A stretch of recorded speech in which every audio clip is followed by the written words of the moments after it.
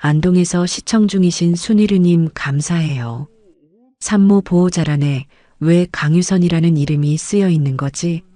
산부인과 병원장 희철은 24년 전 첫사랑 이름을 보고 머릿속이 하얘졌습니다. 그런데 신생아실 태명카드에 달콩이란 이름을 보고 이내 손에서 병원 기록 카드를 떨어뜨리고 말았죠. 그 전에 잠깐 시청 전 구독과 좋아요 버튼 한번 누르고 더 많은 이야기를 전해보세요. 여러분의 이야기를 전하고 싶으면 지금 어디에서 영상을 보고 계신지 댓글로 남겨주세요. 다음 이야기 속에 반영하겠습니다. 그럼 편안한 시청하시고 오늘도 행복한 하루 되세요. 한강 여성 메디컬 센터 신생아실 유리창 너머로 쏟아지는 오후. 햇살이 수십 장의 태명 카드를 은은하게 비추고 있었습니다.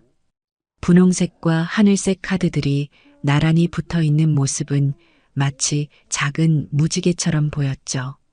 갓 태어난 아기들의 이름이 적힌 그 카드들 사이에서 한 장이 유난히 눈에 들어왔습니다. 달콩. 정희철의 심장이 순간 멈춘 듯 했습니다. 53년을 살아오면서 수많은 응급 상황을 겪었지만 이런 느낌은 처음이었어요. 마치 시간이 거꾸로 흐르는 것 같은 과거와 현재가 한순간에 겹쳐지는 그런 기묘한 감각이었습니다. 카드 아래쪽에 적힌 엄마 이름을 확인하는 순간 그의 손이 미세하게 떨렸어요. 윤주영, 26살. 바로 몇 시간 전 자신이 응급 제왕절개로 구해낸 산모였습니다. 수술대 위에서 생과 사의 경계를 넘나들던 그 젊은 여성의 얼굴이 선명하게 떠올랐어요. 아기의 울음소리와 함께 안도의 한숨을 내쉬었던 그 순간도 말이죠. 복도 끝에서 누군가의 발소리가 들려왔습니다.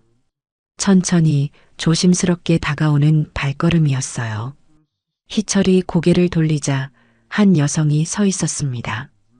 50대 초반으로 보이는 그녀의 목에는 반달 모양의 은목걸이가 햇빛을 받아 반짝이고 있었어요.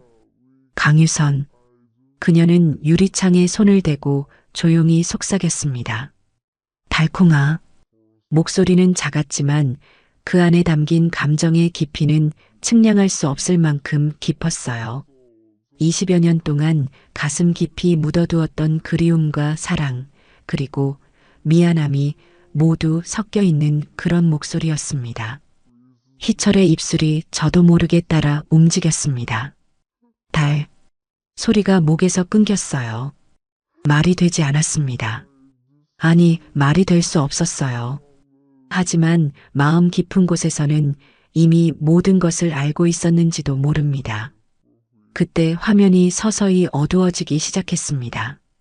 마치 시간을 되돌리려는 듯이 말이죠. 12시간 전 성수동 펜트하우스의 주방에는 따뜻한 아침 햇살이 가득했습니다. 대리석 식탁 위에는 잘 차려진 아침 식사가 놓여 있었고 가족들이 둘러앉아 하루를 시작하는 소소한 대화를 나누고 있었어요. 아내 정윤이가 희철의 컵에 커피를 따라주며 물었습니다. 오늘도 밤까지 일해야 해?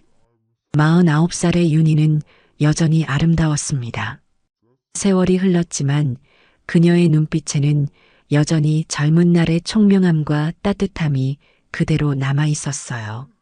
희철과 결혼한 지 25년이 넘었지만 여전히 남편의 스케줄을 챙기는 것이 일상이었습니다. 응급이 뜨면 바로 들어가야 하지. 대신 저녁은 집에서 먹고 갈게. 희철의 대답에 아들 우진이 고개를 들었어요. 23살의 우진은 의대 본과 3년 차였습니다. 아버지의 뒤를 따라 의사가 되려는 꿈을 키우고 있었죠. 아빠 수술 들어가면 뭐부터 보세요? 숨, 피, 시간. 이 세 가지부터. 희철의 답변은 간결했지만 그 안에는 수많은 경험과 철학이 담겨 있었어요. 생명을 다루는 의사로서 가장 기본이 되는 것들이었습니다. 막내딸 수아가 토스트를 베어 물며 불안한 표정을 지었습니다. 나 면접 떨려. 18살의 수아는 대학 입시를 앞두고 있었어요. 첫 면접이라 긴장이 많이 되는 모양이었습니다. 희철이 딸의 어깨를 가볍게 두드려 주었어요. 떨리는 건 살아있다는 증거야. 숨 크게 한번, 고개는 천천히. 아버지의 조언에 수아의 표정이 조금 밝아졌습니다. 가족들의 웃음소리가 주방을 따뜻하게 채웠어요. 이것이 정희철의 일상이었습니다. 백만장자 의사, 한강 여성 메디컬 그룹의 회장, 그리고 무엇보다 한 가정의 가장이었어요. 매일 아침 가족과 함께하는 이 시간이 그에게는 가장 소중한 순간이었습니다. 하지만 그는 아직 몰랐어요. 오늘 하루가 그의 인생을 완전히 바꿔놓을 것이라는 사실을 말이죠. 과거의 그림자가 현재로 걸어 들어올 것이라는 것도 모르고 있었습니다. 희철은 시계를 확인하며 자리에서 일어났어요. 그럼 다들 좋은 하루 보내. 가족들에게 인사를 건넨 후 희철은 집을 나섰습니다. 한강이 내려다 보이는 펜트하우스에서 병원까지는 차로 30분 정도 걸렸어요. 평상시와 다를 바 없는 아침이었습니다. 병원에 도착한 희철은 먼저 회진을 돌았어요. 입원 중인 산모들의 상태를 확인하고 간호사들로부터 밤사이 있었던 일들을 보고받았습니다. 모든 것이 순조로워 보였어요. 오전 10시쯤 응급 호출이 울렸습니다. 윤주영 씨, 응급 상황입니다. 간호사의 다급한 목소리에 희철은 즉시 응급실로 향했어요. 이런 상황은 그에게 일상이었지만 매번 긴장되는 순간이었습니다. 한 생명, 아니 두 생명이 그의 손에 달려 있었으니까요. 응급실에 도착하자 젊은 여성이 진통으로 고통스러워하고 있었습니다. 남편으로 보이는 남성이 그녀의 손을 꼭 잡고 있었어요. 상황은 어떤가요? 태아 심박수가 급격히 떨어지고 있습니다. 응급 제왕절개가 필요할 것 같습니다. 레지던트의 보고를 들은 희철은 즉시 판단을 내렸어요. 수술실 준비하세요. 지금 당장요. 이때까지만 해도 희철에게 윤주영은 그저 한 명의 환자였습니다. 구해야 할 생명, 지켜야 할 책임이었어요. 하지만 몇 시간 후 그 이름이 자신의 과거와 연결되어 있다는 사실을 알게 될 줄은 꿈에도 몰랐습니다. 수술 준비가 시작되었고 희철은 마음을 다잡았어요. 지금은 오직 환자와 아기의 생명에만 집중해야 할 때였습니다. 오전 11시 한강 여성 메디컬 센터의 수술실에 긴장감이 흘렀습니다. 응급 호출이 울린 지 불과 10분 만에 모든 준비가 완료되었어요. 정희철은 수술복으로 갈아입고 손을 꼼꼼히 소독하면서 마음을 가다듬었습니다. 20여 년간 수없이 반복해온 의식이었지만 매번 새로운 마음으로 임해야 하는 순간이었어요. 수술실 문이 열리자 윤주영이 수술대로 이송되어 왔습니다. 그녀의 얼굴은 창백했지만 의식은 뚜렷했어요. 남편 오지훈이 그녀의 손을 마지막으로 꼭 잡으며 격려의 말을 건넸습니다. 우리 곧 만나자. 달콩이도. 달콩이라는 단어가 희철의 귀에 스쳤지만 그는 그 의미를 깊이 생각할 여유가 없었어요. 지금은 오직 수술에만 집중해야 할 때였습니다. 마취 준비 완료되었습니다. 마취과 의사의 보고에 희철은 고개를 끄덕였어요. 그는 수술팀을 둘러보며 차분하지만 확고한 목소리로 말했습니다. 자궁은 최대한 지킵니다. 모두 자리에서 최선을 다해주세요. 희철의 말에는 단순히 의학적 판단을 넘어선 철학이 담겨 있었어요.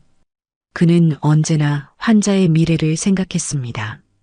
당장의 위기를 넘기는 것뿐만 아니라 그 이후의 삶까지 고려하는 것이 진정한 의사의 역할이라고 믿었거든요.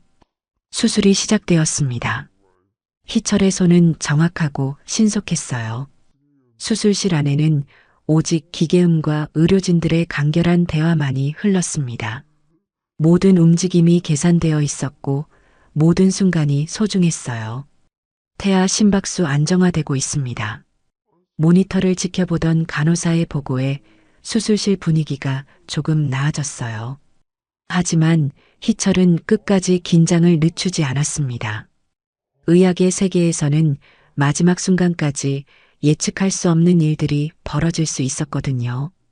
거의 다 왔습니다. 희철의 손끝에서 작은 생명이 모습을 드러내기 시작했어요. 양수에 젖은 작은 몸, 아직 울음을 터뜨리지 않은 작은 입술. 그 순간만큼은 수술실의 모든 사람들이 숨을 죽이고 기다렸습니다. 그리고 마침내 터져나온 작은 울음소리. 그 소리는 수술실의 차가운 공기를 뚫고 모든 사람의 가슴을 따뜻하게 만들었어요. 희철은 아기를 조심스럽게 들어 올리며 안도의 미소를 지었습니다. 건강한 여자아이입니다. 간호사가 아기를 받아 안으며 기록을 시작했어요. 출생 시간, 체중, 신장 등 새로운 생명의 첫 기록들이 차곡차곡 쌓여갔습니다. 하지만 희철의 일은 아직 끝나지 않았어요. 이제 산모의 상태를 안정화시키고 봉합을 완료해야 했습니다. 그는 다시 한번 집중력을 발휘했어요. 자궁 수축제 투여하고 출혈량 체크해 주세요. 윤주영의 상태는 안정적이었습니다. 수술 과정에서 특별한 합병증도 발생하지 않았어요. 희철은 꼼꼼하게 봉합을 진행했습니다.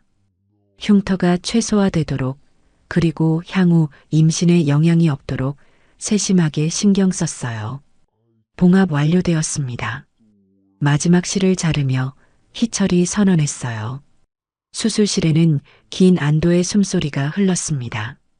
또 한 번의 성공적인 수술이었어요. 수술이 끝나고 희철은 손을 씻으며 깊게 숨을 들이마셨습니다. 매번 느끼는 일이지만 새로운 생명의 탄생을 도운다는 것은 경이로운 일이었어요.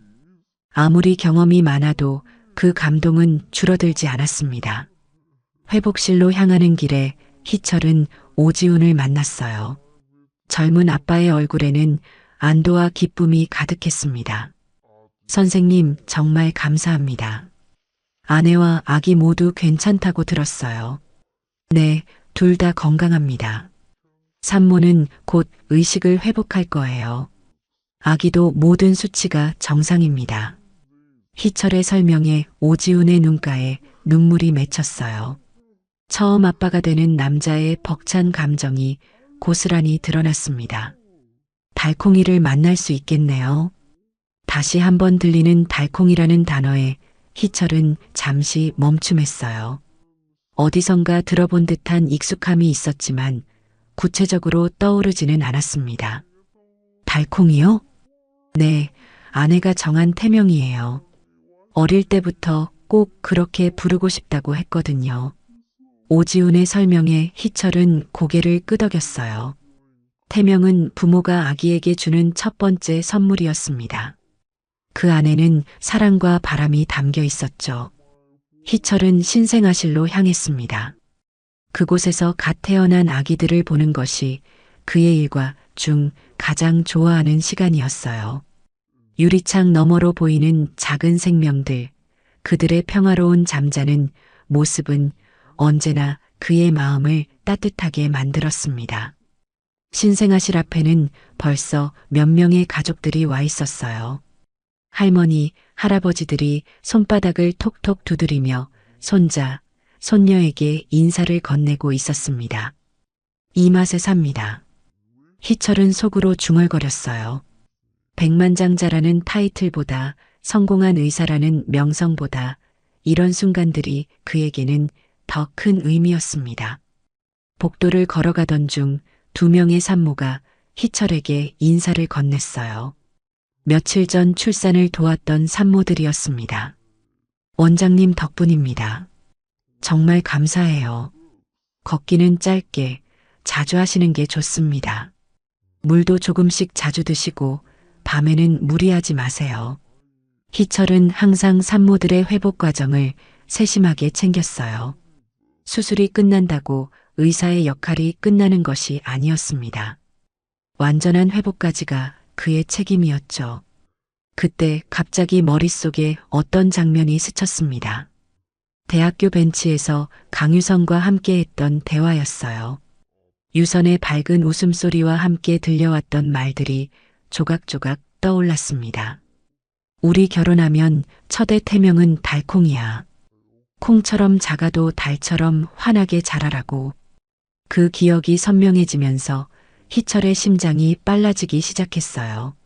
설마 하는 생각이 들었지만 금세 고개를 저었습니다. 그럴 리가 없다고, 단순한 우연일 뿐이라고 스스로를 달랬어요. 하지만 마음 한구석에서는 작은 의심의 씨앗이 자라기 시작했습니다. 26년 전 갑자기 연락이 끊어진 강유선, 그리고 지금 태명이 달콩인 아기. 우연치고는 너무 많은 것들이 겹쳤어요. 희철은 사무실로 돌아가 창가에 섰습니다. 한강이 내려다 보이는 창가에서 그는 깊은 생각에 잠겼어요. 과거의 기억들이 파노라마처럼 지나갔습니다. 오늘은 분명 평범한 하루가 될 줄 알았는데 어쩐지 마음이 편하지 않았어요. 뭔가 중요한 일이 일어나고 있는 것 같은, 인생의 전환점에 서 있는 것 같은 그런 예감이 들었습니다. 오후 2시, 희철은 다시 신생아실로 발걸음을 옮겼습니다. 점심 식사도 제대로 하지 못한 채 계속해서 마음에 걸리는 것이 있었어요. 아침에 봤던 그 태명 카드가 자꾸만 머릿속을 맴돌았습니다. 신생아실 유리창 앞에 서자 수십 장의 태명 카드들이 일렬로 붙어 있는 모습이 다시 눈에 들어왔어요. 분홍색과 하늘색이 번갈아가며 붙어 있는 카드들 사이에서 유독 한 장이 또렷하게 보였습니다. 달콩. 그 두 글자가 희철의 시선을 사로잡았어요. 다른 아기들의 태명들은 대부분 일반적인 것들이었습니다. 꼬마, 아가, 천사 같은 흔한 애칭들이었죠. 하지만 달콩이라는 이름은 달랐어요. 독특하면서도 어딘지 정겨운, 그리고 무엇보다 희철에게는 너무나 익숙한 이름이었습니다. 희철의 오른손 끝이 가늘게 떨리기 시작했어요. 25년간 수술을 해오면서 단 한 번도 떨어본 적 없는 그 손이 말입니다. 심장이 평소보다 한 박자 늦게 뛰는 것 같았어요. 마치 오래된 시계가 갑자기 리듬을 잃은 것처럼 말이죠. 카드 아래쪽을 자세히 들여다보니 엄마의 이름이 적혀 있었습니다. 엄마 윤주영. 바로 몇 시간 전 자신이 응급제왕절개로 구해낸 그 산모였어요. 갑자기 수술실에서 들었던 남편의 말이 생생하게 떠올랐습니다. 아내가 어릴 때부터 꼭 그렇게 부르고 싶다고 했거든요. 그 말이 이제야 다른 의미로 다가왔어요. 어릴 때부터라는 표현이 묘하게 걸렸습니다. 보통 부모들은 임신을 하고 나서 태명을 정하는 경우가 많은데 어릴 때부터 정해두었다는 것은 뭔가 특별한 의미가 있다는 뜻이었으니까요. 수간호사 문효진이 신생아실에서 나와 희철에게 다가왔습니다. 47세의 문효진은 이 병원에서 15년째 근무하고 있는 베테랑이었어요. 그녀는 신생아들을 돌보는 일에 있어서는 정말 타의 추종을 불허하는 전문가였습니다. 원장님, 오늘 태어난 달콩이 보러 오셨어요?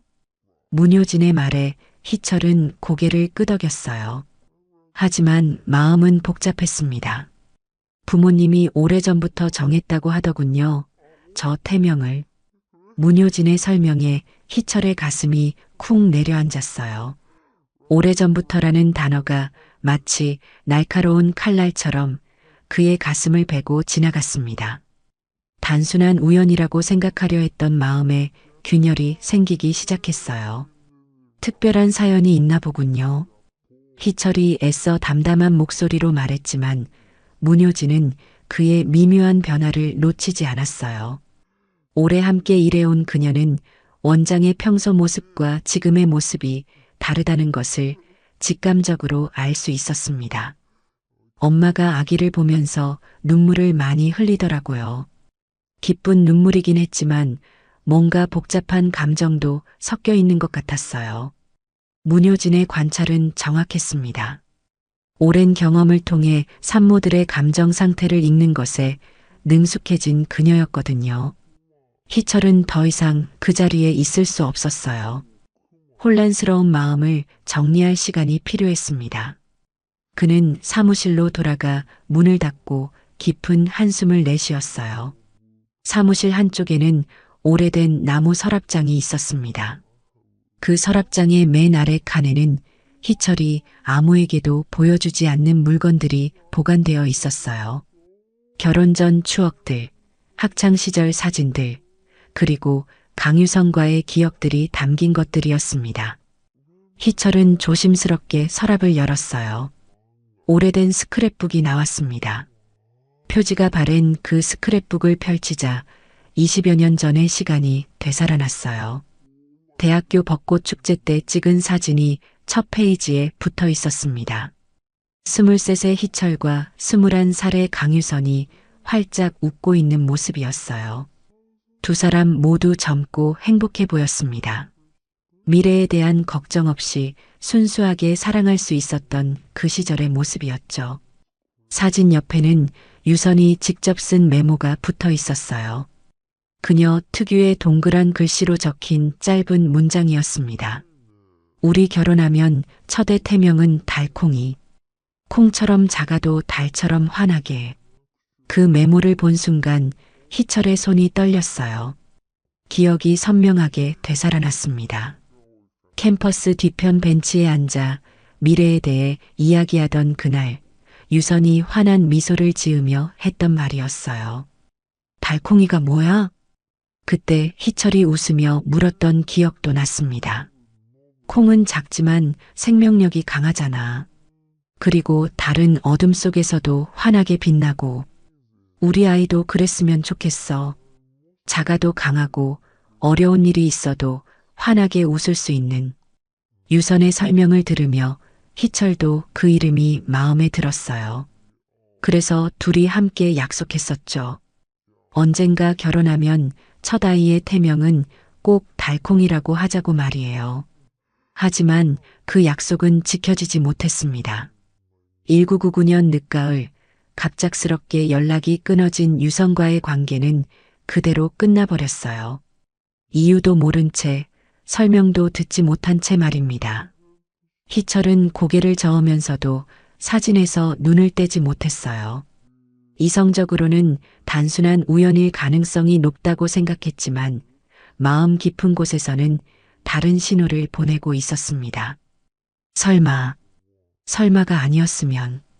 혼잣말이 나왔지만 금세 고개를 저었어요. 그럴 리가 없다고, 너무 무리한 상상이라고 스스로를 달랬습니다. 하지만 가슴 깊은 곳에서는 뭔가 강한 직감이 솟구치고 있었어요. 창가로 다가가 한강을 바라보았습니다. 유유히 흐르는 강물처럼 시간도 그렇게 흘러왔었죠. 20여 년이라는 긴 시간이 지났지만 어떤 인연은 물처럼 다시 만나는 법인지도 모릅니다. 희철은 스크랩북을 다시 서랍에 넣고 문을 닫았어요. 하지만 마음의 문은 이미 열려버린 상태였습니다. 과거와 현재가 만나는 지점에서 그는 혼란스러워하고 있었어요. 오늘 밤 집에 돌아가면 어떻게 해야 할까요? 윤희에게 이 모든 상황을 말해야 할까요? 아니면 좀 더 확실해질 때까지 기다려야 할까요? 너무 많은 질문들이 머릿속을 맴돌았습니다. 한 가지는 분명했어요. 오늘 하루가 그의 인생에 큰 변화를 가져올 것이라는 사실 말입니다. 그것이 좋은 변화든 나쁜 변화든 이제 되돌릴 수는 없을 것 같았어요.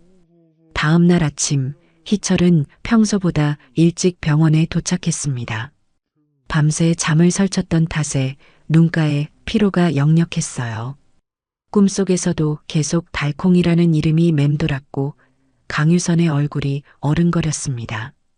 20여 년 전 기억들이 파편처럼 떠올라 마음을 어지럽혔어요. 사무실에 들어서자 책상 위에 어제 입원한 환자들의 서류 묶음이 정리되어 있었습니다. 간호사들이 미리 정리해둔 것이었어요. 희철은 습관적으로 서류들을 하나씩 넘기기 시작했습니다. 환자의 상태 확인, 치료 계획 검토, 보호자 정보 파악 등은 그의 일상적인 업무였거든요. 몇 장을 넘기던 중 갑자기 손이 멈췄습니다. 윤주영의 보호자 서류였어요. 보호자 성명란에 적힌 이름을 본 순간 희철의 심장이 크게 뛰었습니다. 보호자 성명 강유선 50. 그 이름을 확인하는 순간 희철은 마치 전기에 감전된 것 같은 충격을 받았어요.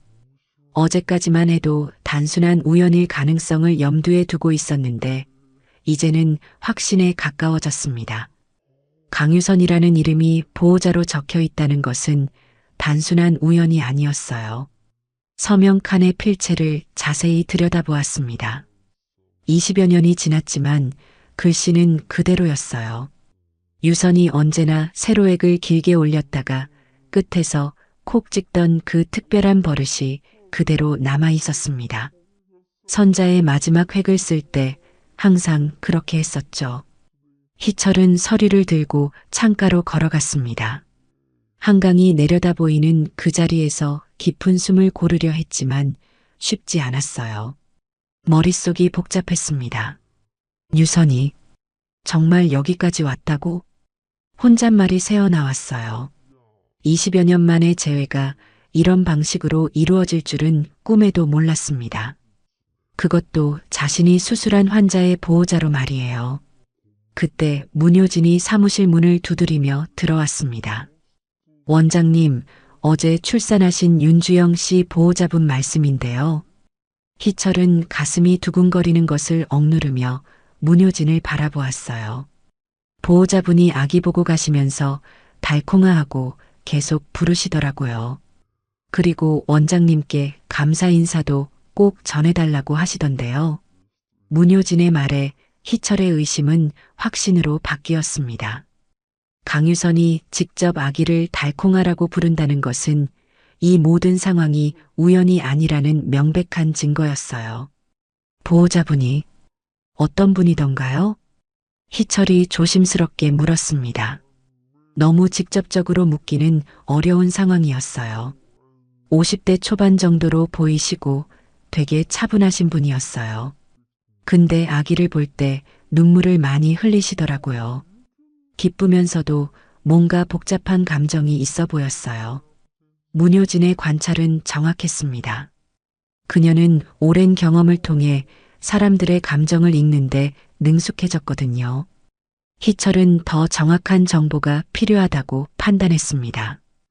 혼자만의 추측으로는 한계가 있었어요. 그는 준법 감시실장 박은서에게 연락을 취했습니다. 박은서는 39살의 꼼꼼한 성격의 소유자였어요. 병원의 모든 기록과 절차를 관리하는 것이 그녀의 업무였습니다. 특히 민감한 정보들을 다루는 일에 있어서는 정말 신중했죠. 원장님, 무슨 일이신가요? 박은서가 사무실로 왔을 때 희철은 신중하게 말을 꺼냈습니다. 어제 응급수술한 윤주영 환자 관련해서 확인하고 싶은 게 있어요. 민감한 사항일 수 있으니까 조심스럽게 조회해 주세요. 박은서는 태블릿을 꺼내 정보를 검색하기 시작했어요. 몇 분 후 그녀가 고개를 들었습니다. 윤주영 씨, 1999년생이네요. 26살입니다. 그 말을 듣는 순간 희철의 머릿속에서 모든 퍼즐 조각들이 제자리를 찾아갔어요. 1999년생이라는 것은 그와 유선이 헤어진 바로 그 해에 태어났다는 뜻이었습니다. 1999년 늦가을 갑자기 연락이 끊어진 강유선. 그리고 지금 자신 앞에 나타난 26살의 윤주영. 시간적으로 모든 것이 맞아떨어졌어요. 희철은 의자에 깊숙이 몸을 맡겼습니다. 이제는 더 이상 우연이라고 생각할 수 없었어요. 모든 증거들이 한 가지 결론을 가리키고 있었습니다. 다른 정보는 더 없나요? 보호자가 강유선 씨로 되어 있고 관계는 친모라고 되어 있네요. 박은서의 말에 희철은 깊은 한숨을 내쉬었어요. 침모라는 표현이 모든 것을 확실하게 해주었습니다. 그때 복도에서 발소리가 들려왔습니다. 천천히 조심스럽게 다가오는 발걸음이었어요. 희철은 문 쪽을 바라보았습니다. 문이 열리고 한 여성이 나타났어요. 반달 모양의 은목걸이가 햇빛을 받아 반짝이고 있었습니다. 50대 초반의 여성, 그녀의 얼굴에는 세월의 흔적이 있었지만 여전히 아름다웠어요. 강유선이었습니다. 두 사람의 시선이 마주쳤어요. 20여 년 만의 재회였습니다. 시간이 멈춘 듯한 정적이 흘렸어요. 유선이 먼저 입을 열었습니다. 원장님, 그 한마디 속에는 수많은 감정이 담겨 있었어요. 그리움, 미안함, 사랑, 그리고 두려움까지. 간신히 삼킨 호칭이었지만 그 안에 담긴 의미는 무겁고 깊었습니다. 희철도 대답했습니다. 유선 씨, 공식적인 호칭이었지만 그의 목소리는 떨리고 있었어요. 20여 년 동안 궁금했던 모든 것들이 한순간에 밀려왔습니다. 박은서는 분위기를 파악하고 조용히 사무실을 나갔어요. 이제 두 사람만 남았습니다. 오랜만입니다. 유선이 다시 말했어요. 목소리는 차분했지만 그녀의 손이 미세하게 떨리고 있었습니다. 그래요. 정말 오랜만이네요. 희철도 답했지만 무엇을 더 말해야 할지 모르겠었어요. 20여 년 동안 하고 싶었던 말들이 너무 많았는데 막상 마주하니 한마디도 나오지 않았습니다. 주영이, 제 딸입니다. 유선이 조용히 고백했어요. 더 이상 숨길 이유가 없었습니다. 희철은 이미 알고 있었지만 직접 듣는 순간 다른 감정이 밀려왔어요. 확신과 현실 사이에는 여전히 큰 차이가 있었거든요. 그럼 나는, 네, 주영이 아버지입니다. 유선의 대답에 희철의 세상이 완전히 바뀌었어요. 20여 년 전 사라졌던 연인이 딸과 함께 돌아온 것이었습니다. 강유선과의 짧은 만남 이후 희철은 더 많은 진실을 알아야 한다고 생각했습니다. 단순히 윤주영이 자신의 딸이라는 사실만으로는 충분하지 않았어요. 왜 20여 년 동안 숨겨져 있었는지, 그 과정에서 무슨 일이 있었는지 알아야 했습니다. 박은서에게 과거 기록 복구를 요청했어요. 1999년도 분만 관련 자료들을 찾아달라고 했습니다. 20여 년 전 기록이라 대부분 종이 문서였고 일부는 스캔해서 디지털화되어 있었어요. 며칠 후 박은서가 복구한 자료들을 가지고 왔습니다. 오래된 스캔본들이었는데 화질이 좋지 않아 자세히 들여다봐야 내용을 파악할 수 있었어요. 원장님, 이상한 점들이 몇 가지 발견됩니다. 박은서가 태블릿 화면을 희철에게 보여주었어요. 윤주영의 출생 관련 서류들이었는데 곳곳에 이상한 메모들이 붙어 있었습니다. 여기 보시면 보호자 변경, 파일 나눔 보관이라는 메모가 반복적으로 나타납니다. 당시에는 이런 처리가 일반적이지 않았는데요. 희철은 서류들을 꼼꼼히 살펴보았어요. 분명히 뭔가 비정상적인 처리가 있었던 것 같았습니다. 출생 정보가 완전하지 않고 보호자 정보도 중간에 변경된 흔적이 있었어요.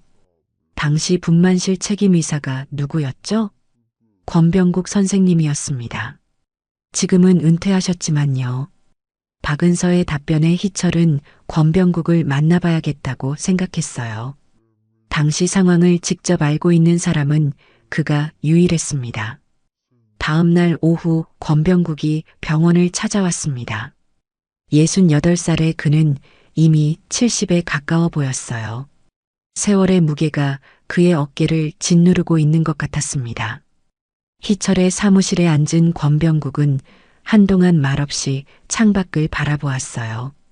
그리고 천천히 입을 열었습니다. 그때 일을 말씀하시는 거군요. 네, 정확히 무슨 일이 있었는지 알고 싶습니다. 권병국은 깊은 한숨을 내쉬었어요. 20여 년 동안 가슴에 묻어두었던 이야기를 꺼내는 것은 쉽지 않은 일이었습니다. 그땐 이사회장이 조용히 끝내라고 했소. 가문체면이라며 권병국이 고개를 숙이며 말했어요. 그의 목소리에는 오랜 죄책감이 묻어 있었습니다. 체면이요? 희철 군 아버지 말이요. 당신 아버지가 직접 나에게 부탁했어. 아들이 의대생인데 이런 일로 문제가 되면 안 된다고. 그래서 출생 정보를 나누어 보관하고 보호자도 친척 명의로 처리했지. 희철은 충격을 받았어요. 자신의 아버지가 개입했다는 사실을 처음 알았습니다. 아버지는 이미 10년 전에 돌아가셨고 이런 이야기를 들어본 적이 없었어요. 그때 강유선 씨는 뭐라고 했나요? 그 젊은 여학생은 어쩔 줄 몰라 하더군. 학교 다니는 것도 어려운 상황이었고 집안 사정도 좋지 않았어. 그래서 조용히 출산하고 아이는 친척이 키우는 것으로 정리했지. 권병국의 설명을 들으며 희철은 그때 유선이 얼마나 힘들었을지 상상이 되었어요. 21살의 어린 나이에 혼자서 모든 것을 감당해야 했을 그녀의 심정을 생각하니 가슴이 아팠습니다. 아이 이름은 누가 정했나요? 그건 산모가 고집했어. 달콩이라고 하더군. 다른 건 다 양보해도 이름만은 바꿀 수 없다고 했지. 그 말을 들으며 희철은 유선의 마음을 이해할 수 있었어요. 모든 것을 포기해야 했지만 아이의 이름만큼은 지키고 싶었던 것이겠죠. 한편 부원장 최도경은 이 상황을 이용해 희철을 견제하려 하고 있었습니다. 병원 내에서 원장이 특정 환자를 편애한다는 소문을 퍼뜨리기 시작했어요. 원장이 VIP 환자를 먼저 받더라. 응급실 순서도 바꾸고 있다던데. 이런 식의 말들이 병원 곳곳에서 나돌기 시작했습니다. 최도경은 이사회에 감사 착수를 건의하기도 했어요. 그날 저녁 희철은 집에 돌아가 아내 윤희와 마주 앉았습니다. 더 이상 혼자서 감당할 수 있는 상황이 아니었어요. 가족에게 모든 것을 털어놔야 한다고 생각했습니다. 거실 소파에 앉은 희철은 깊은 숨을 들이쉬었어요. 어떻게 시작해야 할지 막막했습니다. 윤희야, 할 말이 있어. 윤희는 남편의 진지한 표정을 보고 뭔가 중요한 이야기라는 것을 직감했어요. 그녀는 차를 내려놓고 희철을 바라보았습니다. 무슨 일이야? 유선, 그리고 주영. 어쩌면 내 딸일지도 몰라. 희철이 조심스럽게 말을 꺼냈어요. 지난 며칠간 있었던 모든 일들을 차근차근 설명했습니다. 달콩이라는 태명, 강유선이라는 보호자 이름, 그리고 권병국으로부터 들은 과거의 진실까지 모든 것을 말했어요. 윤희는 말없이 남편의 이야기를 들었습니다. 그녀의 표정은 복잡했어요. 놀라움, 당황함, 그리고 어떤 감정들이 뒤섞여 있었습니다. 이야기가 끝난 후 한동안 침묵이 흘렀어요. 윤희는 깊게 숨을 들이쉬었습니다. 나는 질투도 나고 겁도 나. 솔직히 말하면 화도 나고. 윤희의 솔직한 감정 표현에 희철은 미안함을 느꼈어요. 그래도 도망치지는 말자. 이미 일어난 일이고 그 아이는 죄가 없으니까. 윤희의 말에서 그녀의 현실적이면서도 따뜻한 성격이 드러났어요. 대신 경계는 세우자. 윤희는 메모지를 꺼내 펜을 들었습니다. 그리고 3가지 조건을 적기 시작했어요. 첫째, 유선 씨와의 만남은 항상 공개된 자리에서만. 희철은 고개를 끄덕였어요.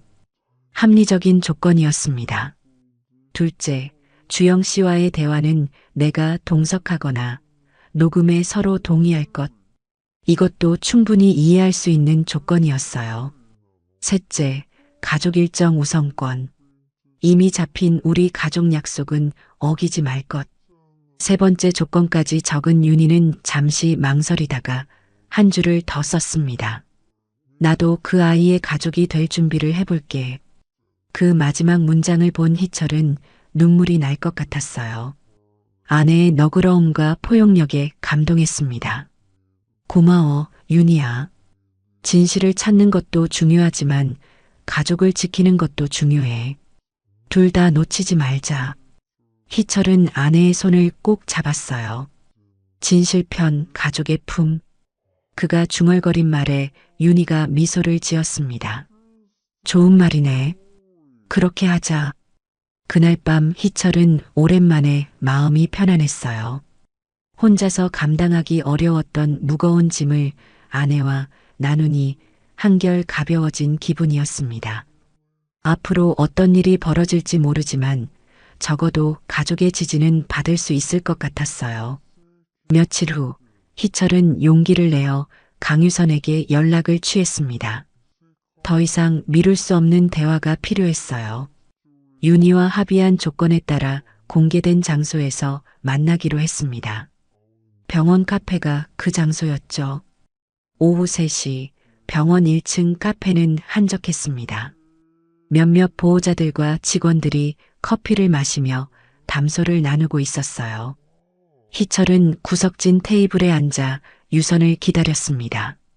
마음은 복잡했지만 이 만남이 필요하다는 것을 알고 있었어요.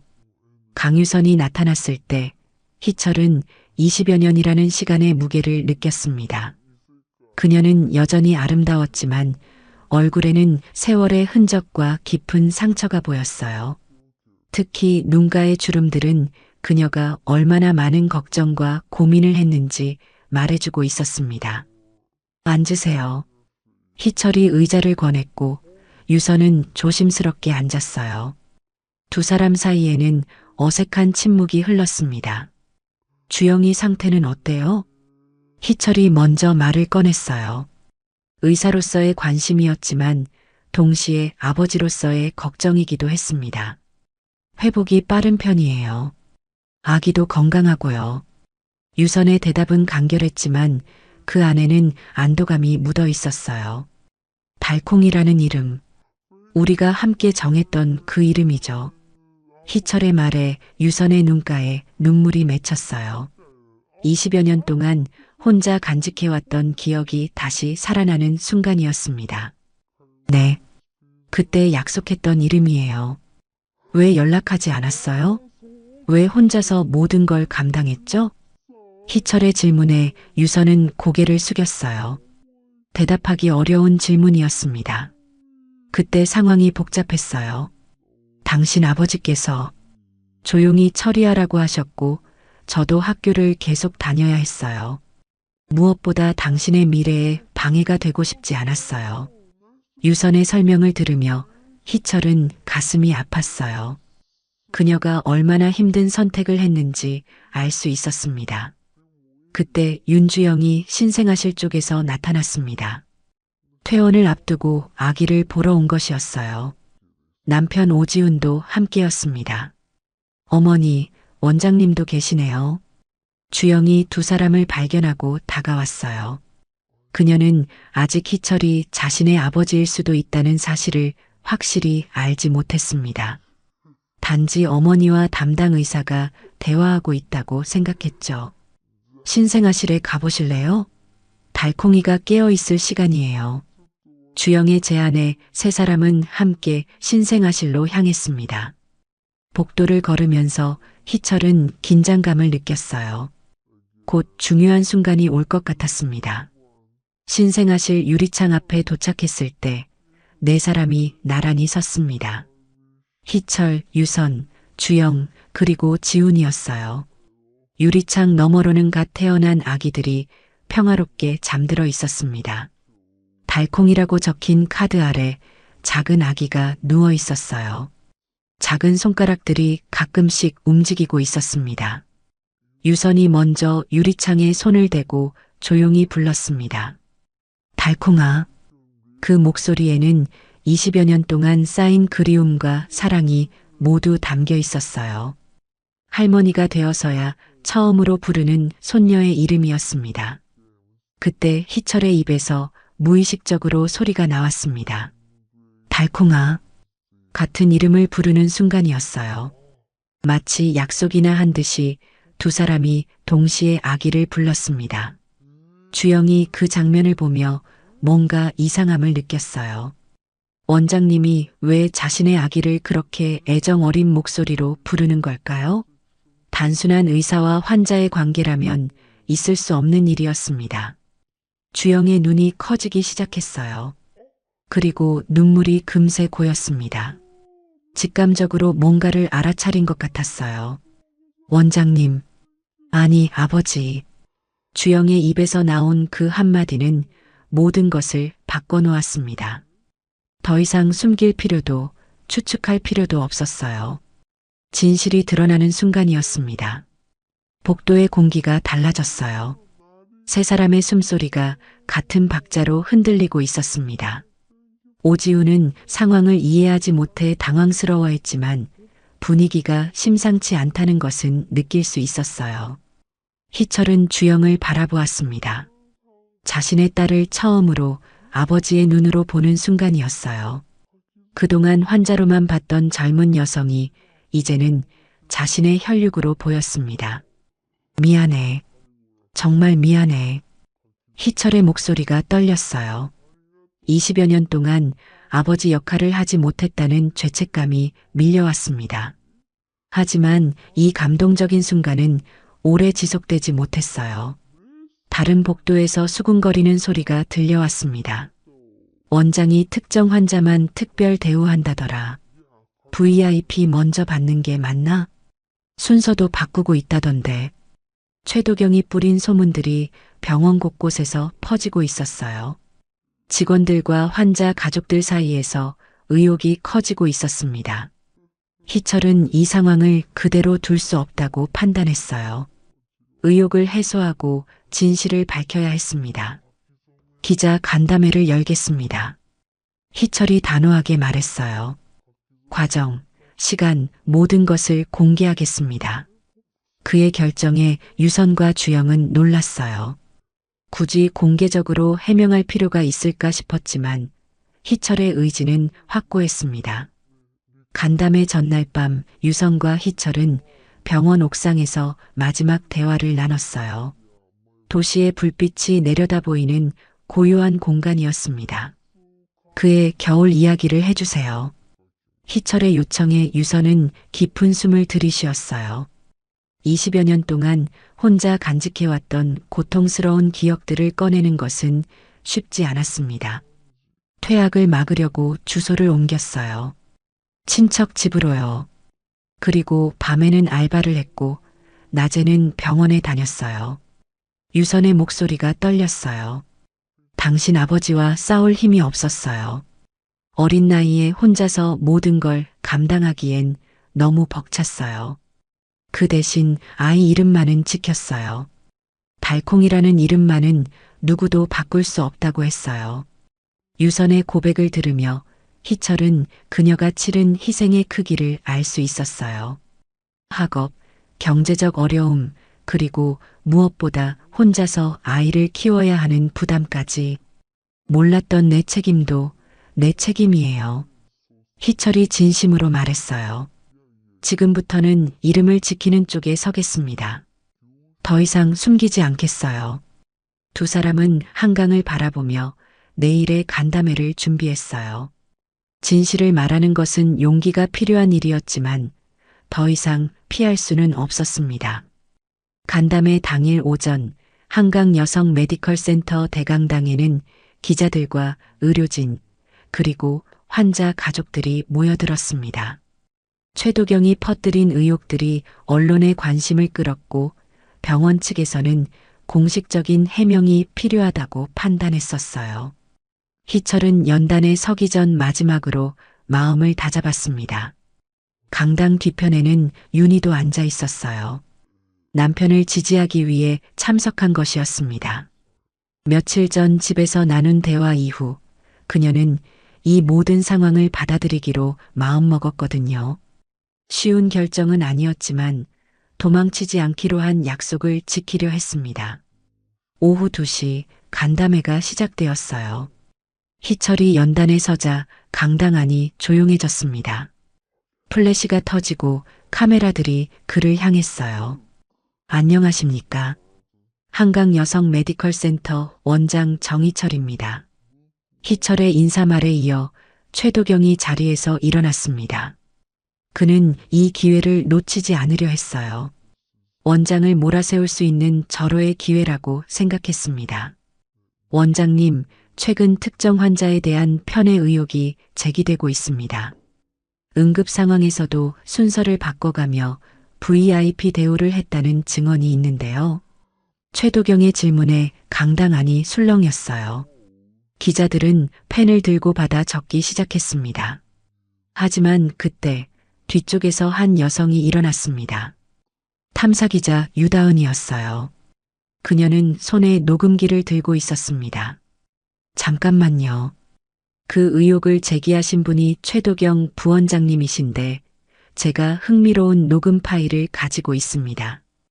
유다은이 녹음기를 틀자 최도경의 목소리가 강당에 울려 퍼졌어요.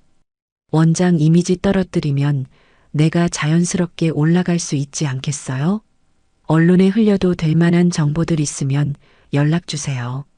녹음된 통화 내용이 재생되자 강당 안이 술렁거렸습니다. 최도경의 얼굴이 순식간에 하얘졌어요. 자신의 음모가 공개적으로 드러나는 순간이었습니다. 이건 조작된 것입니다. 최도경이 변명해 보려 했지만 이미 늦었어요. 녹음 파일의 음성은 명백히 그의 것이었고 내용도 너무 구체적이었습니다. 그때 박은서가 준비된 자료를 들고 연단으로 올라왔어요. 그녀는 태블릿을 프로젝터에 연결하고 화면에 상세한 타임라인을 띄웠습니다. 윤주영 환자의 응급 처치 과정을 분 단위로 정리했습니다. 화면에는 정확한 시간들이 표시되어 있었어요. 응급 호출부터 수술 완료까지의 모든 과정이 시간순으로 나열되어 있었습니다. 오전 11시 17분 응급 호출, 11시 23분 수술실 도착, 11시 30분 수술 시작.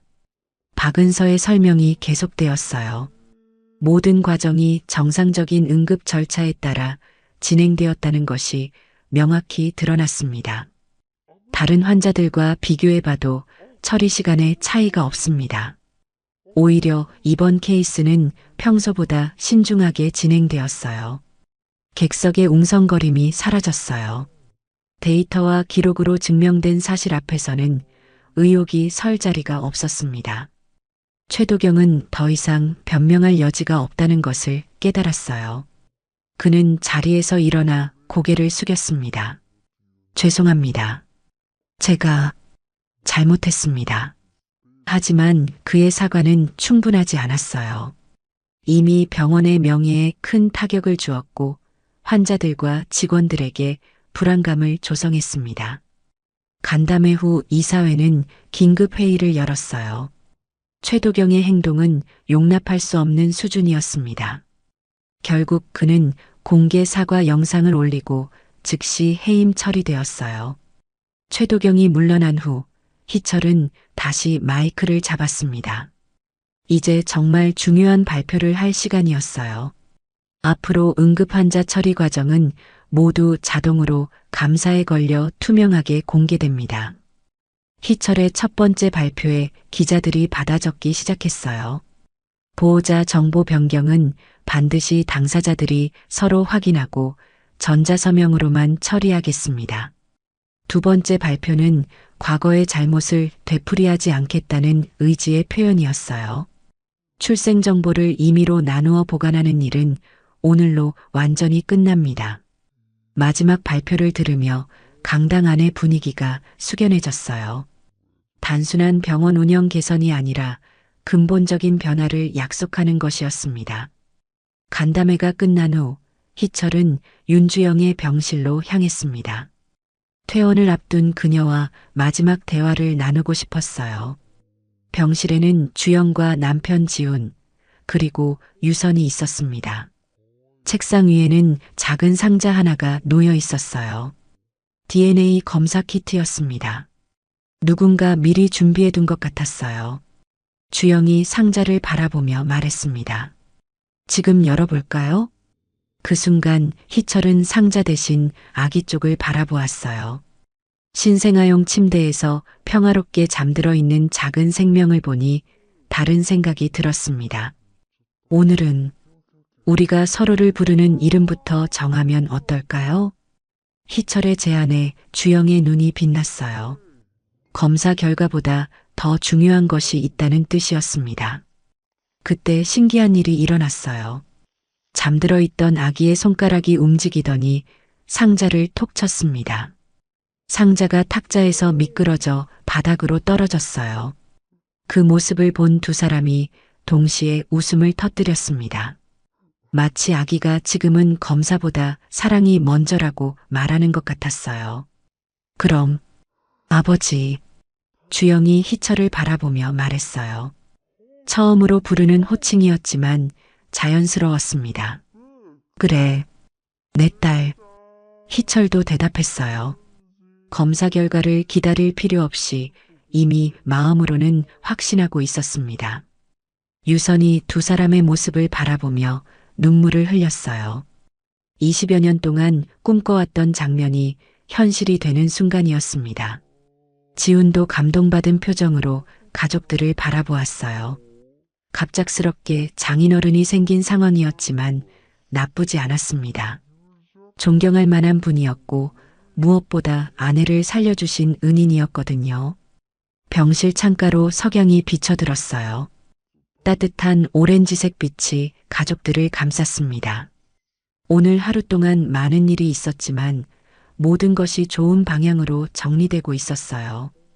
검사는 나중에 해도 되겠네요. 주영이 바닥에 떨어진 상자를 보며 말했어요. 관계가 먼저고 검사는 그 다음이죠. 희철의 말에 모든 사람이 고개를 끄덕였어요. 혈연 관계를 증명하는 것보다 서로를 인정하고 받아들이는 것이 더 중요했습니다. 간담회가 끝난 지 일주일 후 한강 여성 메디컬 센터 이사회는 특별회의를 소집했습니다. 최도경 사건을 계기로 병원 운영 시스템을 근본적으로 개선해야 한다는 공감대가 형성되었어요.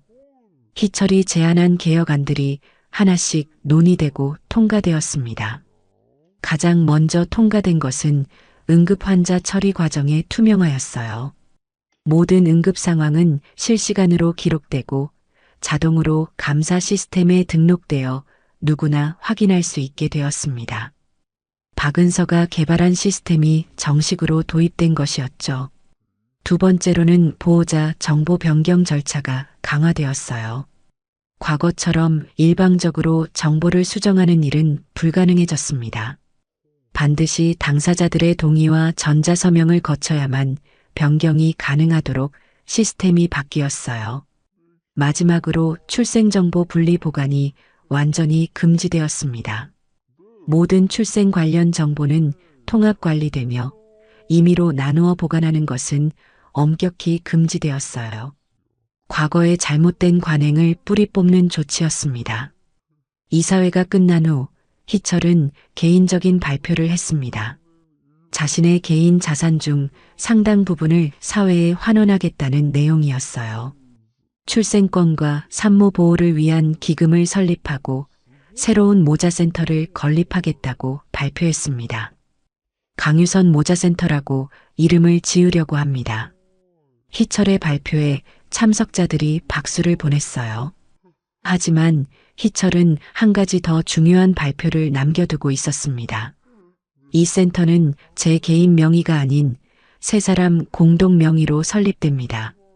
강유선 씨, 윤주영 씨, 그리고 제 아내 정윤이와 함께 운영할 예정입니다. 이 발표는 많은 사람들에게 놀라움을 주었어요. 단순한 기부가 아니라 진정한 의미의 가족 사업으로 만들어가겠다는 의지였습니다. 며칠 후 윤희가 희철에게 실무적인 제안을 가져왔어요.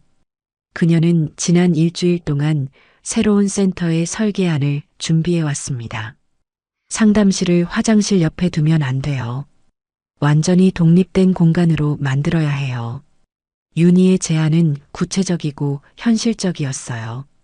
산모들이 편안하게 상담받을 수 있는 환경을 만드는 것이 중요하다고 생각했습니다.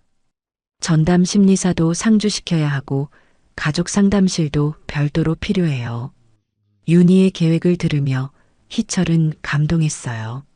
아내가 단순히 질투나 경계심으로 접근하는 것이 아니라 진심으로 도움이 되고 싶어 한다는 것을 알 수 있었습니다. 정말 고마워요, 윤희 씨. 이제 우리 모두의 일이잖아요. 잘해봐야죠. 윤희의 대답에서 그녀의 마음이 완전히 바뀌었다는 것을 느낄 수 있었어요. 처음에는 방어적이었지만 이제는 적극적으로 참여하려 하고 있었습니다. 한편 윤주영은 퇴원 준비를 하고 있었습니다. 건강도 많이 회복되었고 아기도 튼튼하게 자라고 있었어요. 퇴원 전 마지막으로 신생아실을 방문했습니다.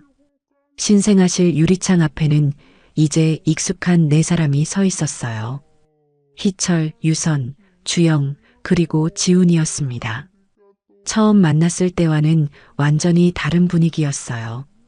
어색함 대신 따뜻함이, 긴장감 대신 편안함이 흘렀습니다. 달콩이가 많이 컸네요. 지훈이 유리창 너머 아기를 보며 말했어요. 일주일 사이에 아기는 눈에 띄게 성장했습니다. 이제 집으로 데려갈 수 있어서 기뻐요. 주영의 목소리에는 행복감이 가득했어요. 건강한 아기와 함께 새로운 가족으로 시작할 수 있다는 기쁨이었습니다. 그때 주영이 조심스럽게 말을 꺼냈어요. DNA 검사는 제가 원할 때 할게요. 지금은 우리가 어떻게 살아가는지가 더 중요한 것 같아요. 주영의 말에 희철과 유선이 고개를 끄덕였어요. 혈연관계를 증명하는 것보다 실제로 가족처럼 지내는 것이 더 의미 있다는 생각이었습니다. 유선이 목에 걸고 있던 반달 목걸이를 쥐고 속삭였어요. 달콩아, 달처럼 환하게 커라. 20여 년 전 희철과 함께 지었던 이름의 의미를 다시 한번 되새기는 순간이었어요. 작지만 강하게, 어둠 속에서도 환하게 빛나는 존재로 자라기를 바라는 마음이었습니다. 희철이 유리창에 손을 대고 말했어요. 이 병원은 앞으로 이름을 숨기지 않을 거예요. 이름을 지켜줄 겁니다. 그의 말에는 개인적인 다짐과 함께 병원 전체의 방향성이 담겨 있었어요. 더 이상 출생의 비밀을 만들거나 가족의 연결고리를 인위적으로 끊는 일은 없을 것이라는 약속이었습니다. 마지막 순간 간호사가 아기의 발도장을 카드에 찍어 주었어요. 작은 발가락들이 잉크에 묻어 카드 위에 선명한 자국을 남겼습니다. 그 순간 아기의 작은 손이 카드 모서리를 잡았어요. 사진 한 장 찍을까요? 지훈이 제안했고 네 사람이 함께 기념사진을 찍었습니다. 유리창을 배경으로 한 가족 사진이었어요. 할아버지, 할머니, 엄마, 아빠, 그리고 아기까지 3대가 함께하는 특별한 순간이었습니다. 사진을 찍고 나서 희철은 창밖을 바라보았어요. 한강이 유유히 흐르고 있었습니다. 강물처럼 시간도 흘러 모든 것을 제자리로 돌려놓은 것 같았어요. 이제 정말 새로운 시작이네요. 주영의 말에 모든 사람이 미소를 지었어요. 과거의 상처와 아픔을 딛고 새로운 관계를 만들어가는 시작점에 서 있었습니다. 병원을 떠나는 길에 희철은 다시 한번 다짐했어요. 의사로서의 소명뿐만 아니라 아버지로서의 책임도 다하겠다고 말이에요. 늦었지만 이제라도 제대로 된 가족이 되어보겠다는 결심이었습니다. 창밖으로는 따뜻한 봄 햇살이 비쳐들고 있었어요. 새로운 생명들이 태어나는 봄처럼 이들에게도 새로운 시작의 계절이 찾아온 것 같았습니다. 아기의 고른 숨소리가 병실을 채우고 한강의 물소리가 창문 너머로 들려왔어요. 모든 것이 평화롭고 조용했습니다. 진정한 의미의 해피엔딩이었어요. 이름을 지켜주는 병원, 가족을 잇는 병원, 사랑을 나누는 병원. 한강 여성 메디컬 센터는 이제 새로운 모습으로 거듭나게 될 것이었습니다.